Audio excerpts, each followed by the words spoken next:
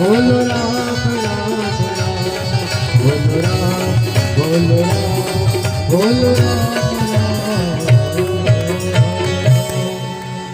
राजा रामचंद्र भगवान की जय। अब महाराज पहले तो प्रहलाद जी जो हैं वो अकेले ही भगवान का नाम लेते थे।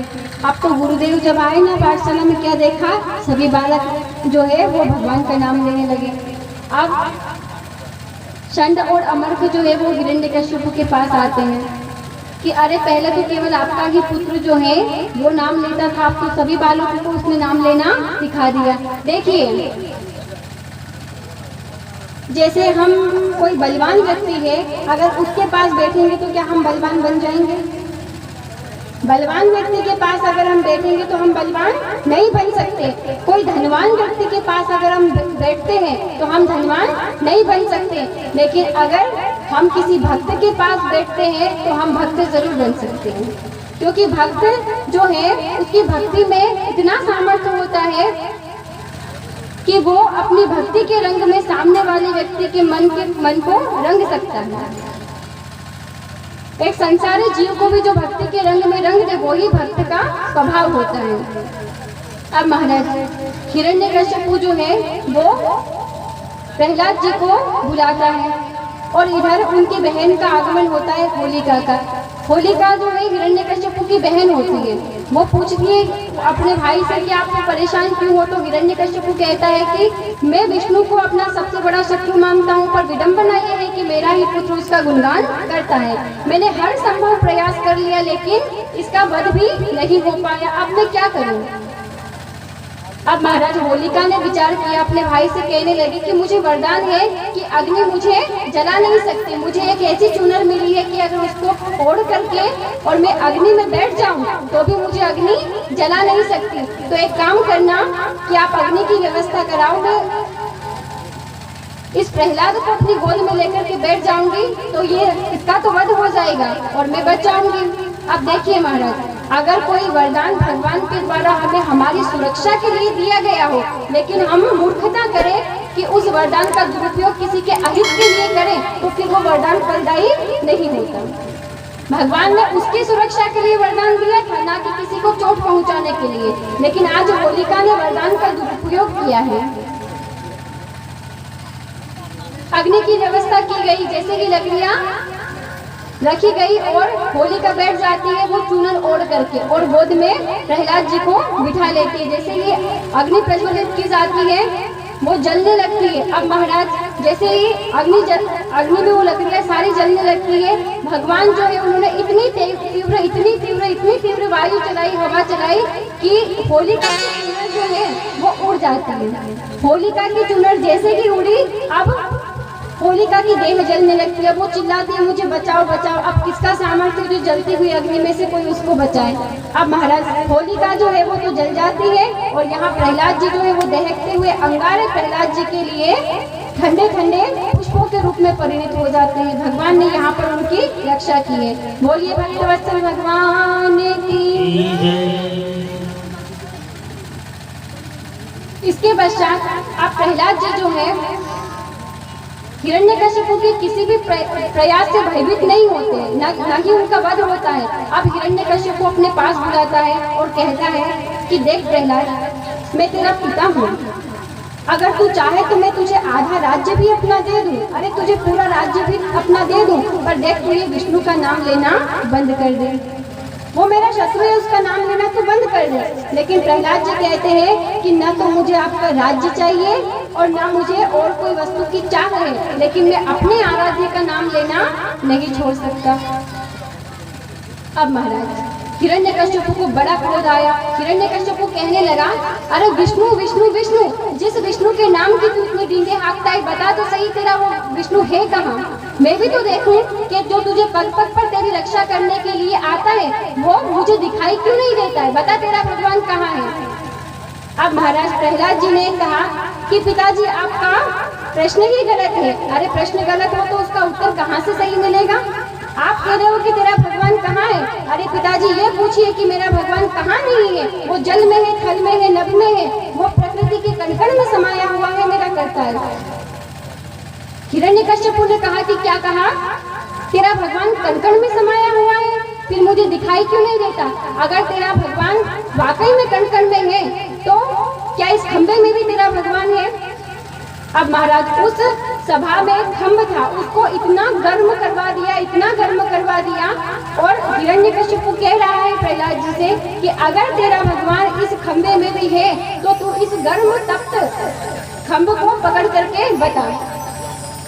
अब महाराज प्रहलाद जी जो है उनके मन में विचार आया कि मैंने कह तो दिया है, मैंने कह तो दिया है कि इस खंबे में मेरे भगवान है। अब धीरे धीरे डरते हुए प्रहलाद जी आगे बढ़ने लगे, लेकिन मन में संशय है कि मेरे प्रभु अगर यहाँ प्रकट नहीं हुए तो फिर भी विश्वास है मन में कि अगर मैंने कह दिया है कि मेरे प्रभु इसमें है तो वाकई में मेरे प्रभु जरूर दर्शन देंगे। अब महाराज छोटे से बच्चे के मन में जब भगवान ने थोड़ा सा संदेह देखा ना, तो सबसे पहले एक छोटी सी चींटी बनकर परमात्मा पधारे हैं। इतना गर्म है वो खंभ, लेकिन एक छोटी सी चींटी बनकर के प्रभु आते हैं और उस खंभे पर चलने लगते हैं। प्रहलाद जी जो है वो विचार करते हैं कि छोटी सी चींटी के प्राण अगर इस खंभे को पर चलने से नहीं गए तो मैं तो इतना बड़ा हूँ, मेरे प्राण कैसे जा सकते हैं? और मेरे परमात्मा वाकई में इसमें समाये हुए हैं। तो प्रहलाद जी जो है वो दौड़ करके जाते हैं और उस खंभे को अपने भुजाओं में भर लेते हैं। इधर हिरण्यकश्यपु को क्रोध आता है और एक मुष्टिका का प्रहार जो है वो खंभे के ऊपर करता है। अरे इस खंभे में भी तेरा भगवान है। इतने में तो उस खंभे में से घुर घुर की गुर्राटियां सुनाई देने लगती है और उस खंभे को फाड़ते हुए भगवान नरसिंह जो है वो प्रकट होते। बोलिए नरसिंह भगवान की जय हो। अब महाराज प्रभु प्रकट तो हुए हैं, लेकिन इतने क्रोध में है, इतने क्रोध में है कि कोई उनकी तरफ देख भी नहीं पाता। क्रोध में उनकी आंखें जो है इतनी लाल हो गई है, इतनी लाल हो गई है कि कोई भी देवता उनके समक्ष टिक नहीं पाता। अब महाराज हिरण्यकश्यपु को जैसे ही देखा प्रभु ने बड़े क्रोध में पधारे हैं, बालों से पकड़ते हुए घसीटते हुए सभा की दहलीज पर लेकर के आते हैं और अपनी जंघाओं पर हिरण्यकश्यपु को लेटा लेते हैं और कहते हैं कि ब्रह्मा से जितने भी वरदान तूने प्राप्त किए हैं एक एक वरदान को याद करिए। हिरण्यकश्यपु कहता है कि आप कौन है, आप मेरा वध नहीं कर सकते। अरे मुझे तो वरदान है कि मैं न घर के बाहर मरूं न मैं घर के भीतर मरूं। भगवान ने कहा कि तू देख ले, न तू घर के अंदर है न घर के बाहर है, मैंने तुझे दहलीज पर लेकर आया हूँ। फिर भगवान ने कहा कि देख हिरण्यकश्यपु तूने वरदान दिया था ना कि तू न धरती पे मरेगा न आकाश में, तो देख ले इस समय न तू धरती पे है न आकाश में है। इस समय मैंने तुझे अपनी जंघाओं पर लेटा रखा है। फिर हिरण्यकश्यपु कहने लगा कि प्रभु फिर भी आप मेरा वध नहीं कर सकते, क्योंकि मुझे वरदान है कि न मैं पशु से मरूं न मैं मनुष्य से मरूं। तो भगवान कहने लगे कि तू देख मुझे, न मैं पूरा पशु हूँ और न मैं पूरा मनुष्य हूँ। तेरे लिए तो मैंने नरसिंह का अवतार लिया है। आधा शरीर मेरा मनुष्य का है और आधा मेरा सिंह का है, इसलिए मैं नरसिंह का अवतार लेकर के आया हूँ। फिर भगवान कहने लगे कि और तूने क्या वरदान दिया था कि न मैं दिन में मरूं न मैं रात में मरूं, तो देख ले न दिन है न रात है, ये संध्याकालीन समय है, ये शाम का समय है। इतने में हिरण्यकश्यपु कहने लगा कि प्रभु आप फिर भी मेरा वध नहीं कर सकते, क्योंकि मुझे वरदान प्राप्त है कि न मैं अस्त्र से मरूं न मैं शस्त्र से मरूं। भगवान ने कहा न मैं तुझे अस्त्र से मारने आया हूँ न मैं शस्त्र से मारने आया हूँ। देख ले मेरे हाथों में कोई अस्त्र शस्त्र नहीं है, मैं तेरा वध अपने बड़े बड़े नाखूनों से करने वाला हूँ। हिरण्यकश्यपु ने कहा प्रभु फिर भी आप मेरा वध नहीं कर सकते, क्यों? क्योंकि मुझे वरदान प्राप्त है कि मैं 12 महीने में किसी भी महीने में न मरूं। भगवान ने कहा कि तेरे इसी वरदान को पूरा करने के लिए तो न जाने कितने तिथियां मुझे घटानी पड़ी, न जाने कितनी तिथियां मुझे बढ़ानी पड़ी, तब कहीं जाकर के मैंने ये अधिक मास का निर्माण किया है। तेरी इस वरदान की पूर्ति के लिए मेरे भक्त को इतना कष्ट सहना पड़ा है। न ये 12 महीने में से कोई सा भी महीना है, ये तो अधिक मास है। आज से अधिक मास का आरंभ मैं करता हूँ। तो भगवान जो है एक एक वरदान की याद दिलाते हैं। जिस अधिक मास में आप कथा सुन रहे हैं, इसी अधिक मास में भगवान नरसिंह ने हिरण्यकश्यपु का उद्धार किया था। अब महाराज सारे के सारे वरदान याद दिलाए और बड़े बड़े नाखूनों से प्रभु ने हिरण्यकश्यपु के हृदय को विदीर्ण कर दिया और उसकी आंतों को निकाल करके अपने गले में पहन लिया और उसकी रक्त की बूंदें जो है प्रभु के कंठ पर गिरी तो ऐसा लग रहा था मानो आज प्रभु ने लाल लाल पुष्पों की माला जी धारण की हो। अब महाराज इसके पश्चात किसी संत ने बहुत सुंदर भाव लिखा है कि प्रभु जो है जब हिरण्यकश्यप का हृदय विदीर्ण करते हैं तब ऐसा लग रहा है मानो कुछ ढूंढ रहे हैं। तो किसी संत ने बहुत सुंदर बात कही है कि प्रभु विचार कर रहे हैं कि हिरण्यकश्यप ने ऐसा कौन सा पुण्य किया है जो कि प्रहलाद जैसा भगवत भक्त इसके यहाँ पर पुत्र के रूप में आया है। इसके बाद भगवान को अगर हिरण्यकश्यप का वध ही करना था तो और तरीके से भी तो कर सकते थे, उन्होंने हृदय ही विदीर्ण क्यों किया? तो इसका तात्पर्य यह है कि जिस हृदय में भगवान अपने भक्त के लिए द्वेष को देखते हैं उस हृदय को प्रभु विदीर्ण कर देते, उस हृदय का स्खलन कर देते हैं प्रभु। इसलिए कुछ भी करना जीवन में पर कभी किसी भक्त से द्वेष नहीं करना चाहिए। इसके पश्चात अब सभी देवी देवता जो है वो स्तुति करना चाहते हैं लेकिन इतना सामर्थ्य नहीं है कि प्रभु की स्तुति जो है वो कर पाए, क्योंकि प्रभु के समक्ष कोई टिक ही नहीं पा रहा था। प्रभु इतने क्रोधावस्था में है, सिंहासन पर जाकर के विराजमान हो जाते हैं। इधर सभी देवता जो है लक्ष्मी मैया से कहते हैं कि आप उनको शांत कीजिए।